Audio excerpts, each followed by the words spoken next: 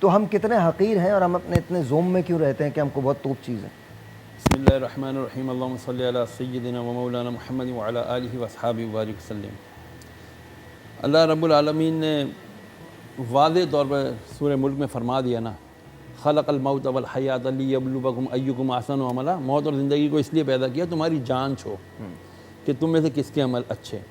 تو بندہ جو اپنی تخلیق کے اوپر اگر صرف غور ہی کر لے کہ یار میں پیدا کیسے ہوں، میری کریشن کیسے ہوئی ہے، بس تو پھر میرا خیال اس کو کبھی بھی غرور گھمنڈ آ ہی نہیں سکتا.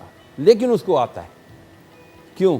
اللہ عز و جل نے فرمایا کہ ہم دیکھتے ہیں نا عموماً گھروں میں عالی شان مکانات بنا لیتے ہیں، جب ہم ہزار گز کے بنگلے تو اوپر لکھ دیتے ہیں ھذا من فضل ربی، یہ میرے رب کا فضل ہے. نہیں بھائی، یہ رب کا فضل نہیں ہے، یہ رب کی آزمائش ہے.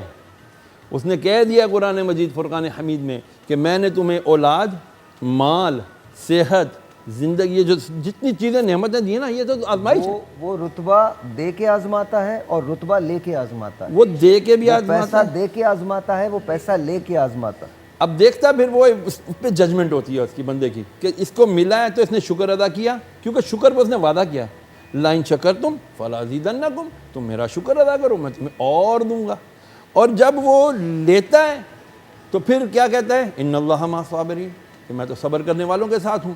تو جب جھٹکا پہلا لگے دکھ کا، تکلیف کا، پریشانی کا، آزمائش کا، اور اس وقت منہ سے نکلے الحمدللہ، تو پھر اس کا مطلب ہے کہ ہاں وہ واقعی کسی مقام پر ہے.